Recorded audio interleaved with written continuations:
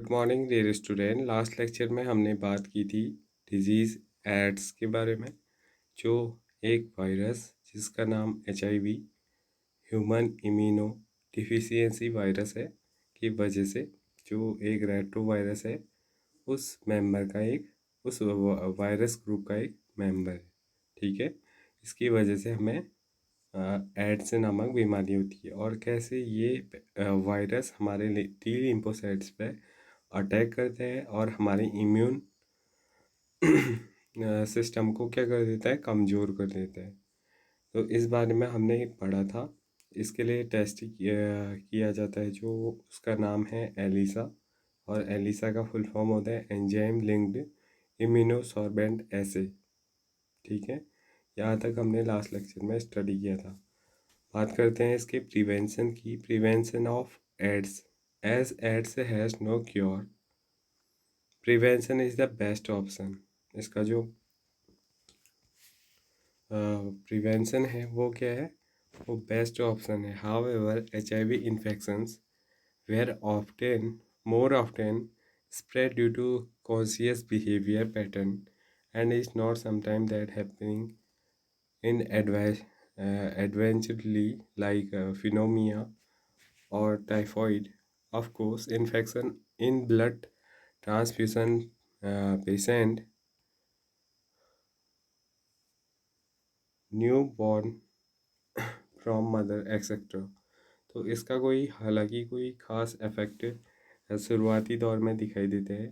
तो हमें HIV से प्रिवेंशन का जो बेस्ट तरीका है वो नो क्योर है, यानी कि हमें सभी तरीके से अपने आप को सुरक्षित रखना है।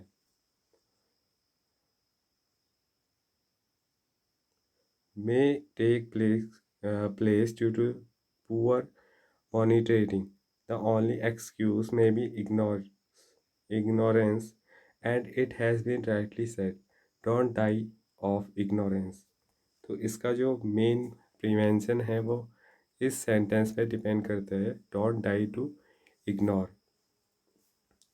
इग्नोर करके आप क्या करें, खुद को डाई मत करें। In our country the national AIDS control organisation, जिसका नाम है ANACO, and other non-governmental organization NGOs are doing a lot of educate people about AIDS। AIDS के बारे में जो हमारे कंट्री के अंदर दो ऑर्गेनाइजेशन गवर्नमेंट और नॉन गवर्नमेंट सेक्टर की वर्क कर रही हैं, वो क्या कर रही है, वो एजुकेट कर रही है पीपल को about the disease AIDS. who has start WHO has started a number of programs to prevent the spreading of HIV infections। World health organisation international level पर क्या कर रही है, नंबर्स ऑफ प्रोग्राम्स कर रही है to prevent the spreading of HIV infections. HIV infections किन वजहों से पीपल में फैलता है, तो इसके बारे में लोगों को अवेयर करने के लिए नंबर ऑफ प्रोग्राम्स वो क्या कर रहे हैं, स्टार्ट कर रहे हैं। Making blood from blood bank safe from HIV, ensuring the use of only disposable needs, sharing in public and private hospital and clinics। सारे जो पब्लिक और प्राइवेट सेक्टर्स के हॉस्पिटल है, क्लिनिक्स हैं, वहाँ केवल ऐसे डिस्पोजेबल नीडल्स का और सिरेंज का यूज़ हो, इसके लिए प्रोडक्टिविटी बढ़ाई जा रही है। From distribution of condoms, controlling drug abuse, advocating safe sex for and promoting regular checkups for HIV in suspectable populations are some such step taken up।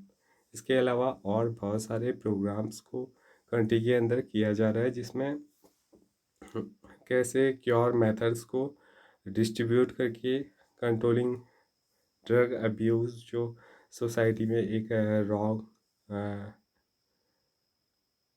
Habit develop हुई है ड्रग यूज़ करने का, उसको उसके लिए कंट्रोल अलग अलग programmes चलाए जा रहे हैं।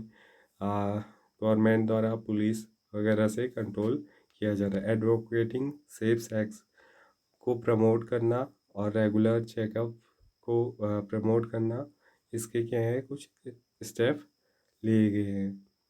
Infection with HIV or hearing aids is sometimes that should not be hidden, since then the infection may spread to many more people।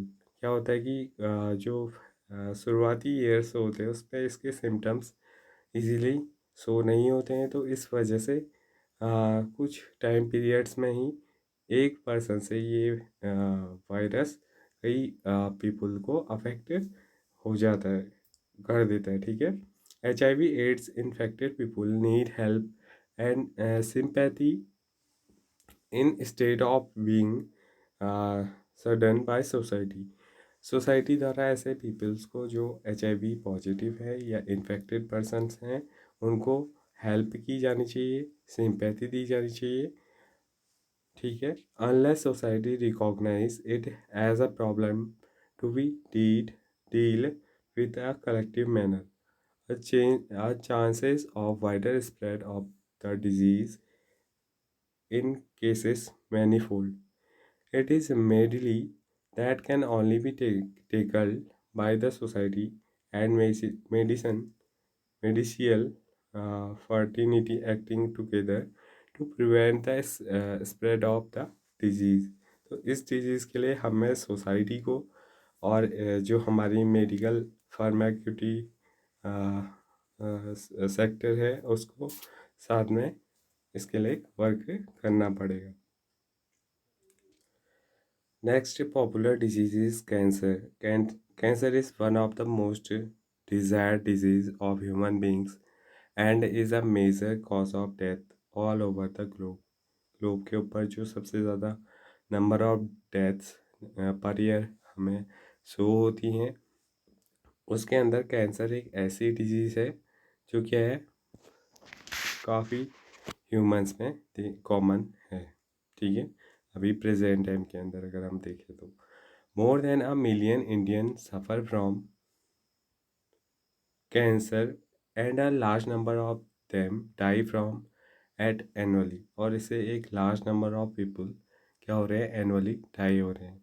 The mechanism that underlie developed of cancer or organic transformation of cells, its treatment and control have been some of the most intense area of research in biology and medicine।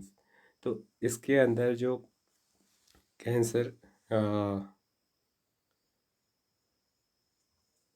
यहाँ पर काफ़ी सारी mechanism का क्या हो रहा है development हो रहा है इसके फील्ड के अंदर, कैंसर के फील्ड के अंदर। और क्या हो रहा है ऑर्गेनिक ट्रांसफॉर्मेशन ऑफ सेल और इसके ट्रीटमेंट और कंट्रोल के लिए जो मेजर्स हैं उनके एरियाज़ में जो रिसर्च का फील्ड है वो अभी बायोलॉजी की मेडिसिन ब्रांच के अंदर ओपन हुआ है। ठीक है। इसमें अभी क्या चल रहा है रिसर्च वर्क काफ़ी ज़्यादा अमाउंट में चल रहा है। In our body, cell growth and differentiate is highly controlled and regulated। हमारी बॉडी के अंदर अंदर जो ग्रोथ होती है और डिफ्रेंसीसन होता है सेल्स के बीच में वो क्या होता है काफ़ी हाईली वो कंट्रोल मेथड में होता है। ठीक है। और उसको रेगुलेट करने का भी काम किया जाता है। In cancer cells there is break down of these regulatory mechanisms. और कैंसर सेल्स के अंदर इन सारी प्रॉपर्टीज़ का क्या होता है ब्रेक डाउन हो जाता है। ठीक है। और normal sales show a property called contact inhibition. जो नॉर्मल सेल होती है उसकी एक प्रॉपर्टी होती है उसका नाम है कांटेक्ट इनहिबिशन। क्या प्रॉपर्टी होती है by virtue of which contact contact with other cell inhibit their uncontrolled growth. अगर वो सेल किसी दूसरी सेल के कांटेक्ट में आती है जो एक क्या है जो एक इन्फेक्शियस सेल है तो यहाँ पर क्या हो जाता है एक अनकंट्रोल्ड ग्रोथ उस सेल के अंदर भी दिखाई देती है। Cancer cells appear to have lost this property. लेकिन जो कैंसर के अंदर जो सेल्स होती हैं उनके अंदर ये प्रॉपर्टी का लॉस होता है। ठीक है। इस प्रॉपर्टी के द्वारा क्या होता है जैसे कोई एक सेल है उसके नेक्स्ट सेल में अगर क्या हो रहा है, इन्फेक्शन हो रहा है, तो जो उसके आसपास वाली सेल्स होती हैं वो क्या करती हैं, अपने आप को उस इन्फेक्शन से प्रिवेंट करने का काम करती है। इसके लिए वो क्या करती है, बहुत सारी एंजाइम्स का, हार्मोन्स द्वारा एंजाइम्स का प्रोडक्शन करती हैं, और एंजाइम के द्वारा जो इन्फेक्टेड सेल है उसको डाइजेस्ट करने का काम करती हैं। ठीक है, तो इस प्रकार से इन्फेक्शन नेक्स्ट सेल में नहीं फैल पाते। लेकिन जो कैंसरियस सेल होती हैं उनमें ये प्रॉपर्टी का लॉस होता है। As a result of this, cancerous cells just continue to divide, giving rise to mass of cells called tumor। तो इस प्रकार से जो कैंसरियस सेल्स होती हैं, कैंसर कोशिकाएं, वो क्या होती हैं, लगातार वो डिवाइड होते रहती हैं और काफ़ी ज़्यादा एक मास को क्या करती हैं, वो गिव राइज करती है, यानी कि बनाती हैं, और उसका नाम क्या है, ट्यूमर है। Tumour are of two types, benign and malignant. दो टाइप का यहाँ पर ट्यूमर देखने को मिलता है। बेनिंजिन ट्यूमर क्या होता है, normally remain confined to the original location and do not spread to other part of the body and cause little damage. इनका जो लोकेशन होता है ये क्या होता है, फिक्स्ड पोजिशंस में होता है, तो ये अदर पार्ट में, जो बॉडी के अदर पार्ट है वहाँ तक ये नहीं फैल पाती, यानी कि ये काफ़ी लिटिल डैमेज बॉडी के अंदर करती हैं। ठीक है, the malignant tumour on the other hand are the mass of proliferative cells called neoplastic or tumor cells। These cells grow very rapidly। In sales को क्या बोला जाता है, नियोप्लास्टिक या फिर ट्यूमर सेल्स। इनमें जो ग्रोथ होती है वो काफ़ी रैपिडली होती है, उनमें लगातार क्या होता है, सेल डिवीजन होते रहते हैं, invading and damaging the surrounding normal tissue. As the cell activity divide and grow, they are also starve the normal cell by completing for vital nutrients। Cell slugs from such tumors reach distinct sites through blood। ठीक है, तो ये क्या करती हैं, जो cancerous sales होती हैं अपने और नॉर्मल सेल्स को, उनके कंपोनेंट्स को क्या करने लगती हैं, कलेक्ट करने लगती हैं, और जो नॉर्मल सेल्स हैं वो क्या हो जाती हैं, डेड सी पड़ जाती हैं। And whatever they get lodged in the body, they start a new tumour there. और जहाँ पर भी ये नए प्लेस में जाती हैं, जैसे ये ट्यूमर सेल्स, तो वहाँ पर एक नया ट्यूमर फॉर्म में होने लग जाता है। This property called metastasis in the most frequent property of malignant tumour. तो ये मैलिग्नेंट ट्यूमर की एक सबसे ज़्यादा टपेस्ट पोजीशन होती है, जहाँ पर ऐसे स्टेज देखने को मिलती है, लगातार न्यू ट्यूमर सेल्स जहाँ पर बने।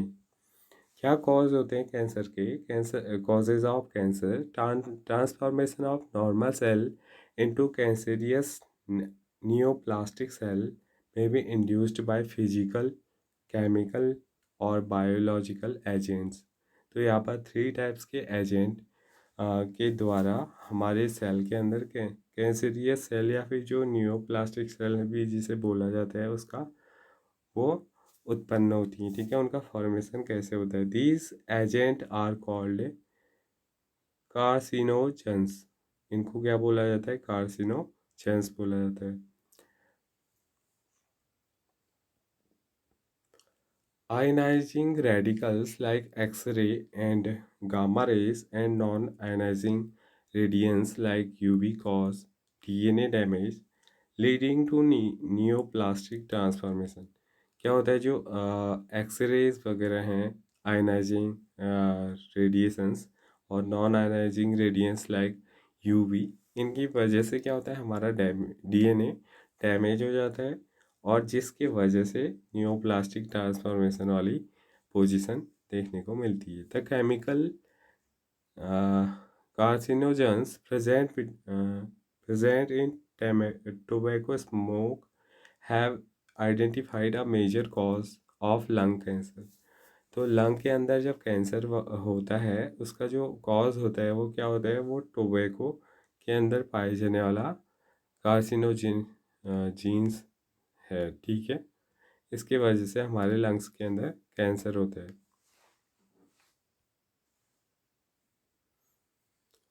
दूसरा जो इम्पोर्टेंट कॉज है वो है cancer causes viruses called oncogenic viruses have genes called viral oncogenes. क्या होता है, जो वायरस होता है एक कैंसर कॉजिंग, उसका नाम क्या है, ऑन्कोजेनिक वायरस। उसके पास एक जीन प्रेजेंट है जिसका नाम है viral oncogenes. Furthermore several genes called cellular oncogenes, c oncs भी इन्हें बोला जाता है। कुछ औरों का नाम है proto oncogenes, have been identified in normal cell which been activated under certain conditions could lead to oncogenic transformation of the cell। तो यहाँ पर जब अनवांटेड ग्रोथ वाली जो पोजीशन आती है वो किसके वजह से आती है, ऑन्कोजेनिक वायरस की वजह से आती है।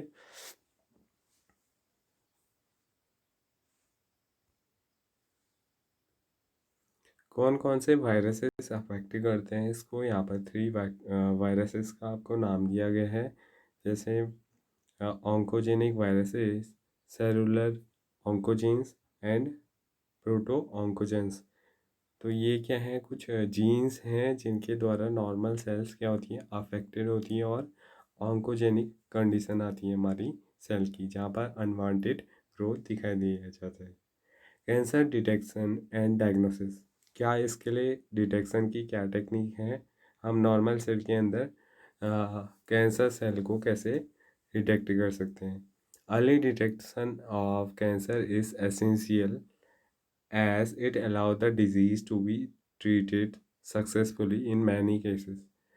अर्ली डिटेक्शन काफ़ी ज़्यादा एसेंशियल है अगर हमने इस डिजीज़ को सक्सेसफुली ट्रीट करना है तो। Cancer detection is based on biopsy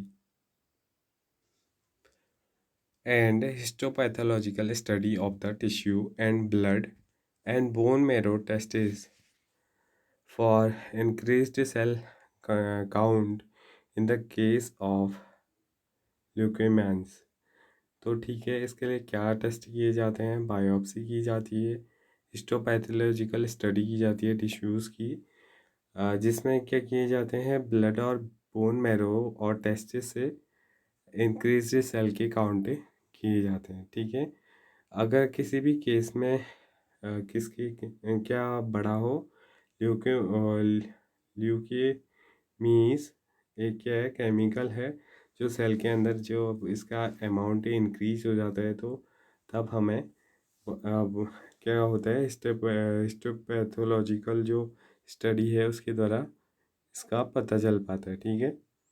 In biopsy, a piece of suspected tissue cut into thin sections and stained and examined under microscope। क्या किया जाता है, जो बायोप्सी होती है उसके अंदर किसी भी सस्पेक्टेड टिश्यू से कट बना करके उनके थिन सिलेक्शन बनाए जाते हैं और उनको स्टेन करने के बाद एग्जामिन किया जाता है माइक्रोस्कोप के अंदर, ठीक है। इसको बोला जाता है हिस्टोपैथोलॉजिकल स्टडीज बाय अ पैथोलॉजिस्ट। और इसको कौन करते हैं, इसको स्टडी करने का काम है एक पैथोलॉजिस्ट को। Technique use like radiography, use of X-rays, सीटी सीटी भी किया जाता है, computed tomography and MRI, magnetic resonance imaging are very useful to detect cancerous or the internal organs, ठीक है। कैंसर को डिटेक्ट करने के लिए और इंटरनल ऑर्गन्स की लोकेशन, उनका स्ट्रक्चर देखने के लिए हम इतने सारे अलग अलग डिफरेंट डिफरेंट टाइप के टेक्निक्स का यूज़ करते हैं। Computed tomography uses X-ray to generate a three-dimensional image of the internal of an object। किसी भी इंटरनल ऑब्जेक्ट का क्या यहाँ पर बनता है, 3 डायमेंशनल इमेज बनता है, जिसकी वजह से हम किसकी वजह से ऐसा हो पाता है, एक्सरे की वजह से। MRI uses strong magnetic field and non-ionizing radiations to accurately detect pathological and physiological changes in the living tissue। और MRI जो टेक्निक है उसके अंदर क्या किया जाता है, स्ट्रॉन्ग मैग्नेटिक फील्ड के अंदर और नॉन आयनाइजिंग रेडिएशंस की मदद से डिटेक्ट किया जाता है पैथोलॉजिकल और फिजियोलॉजिकल चेंजेस को किसी भी लिविंग टिश्यू के अंदर। ठीक है, तो आज का लेक्चर यहीं पर कंप्लीट होता है, इससे आगे हम नेक्स्ट वीडियो में देखेंगे। Thank you.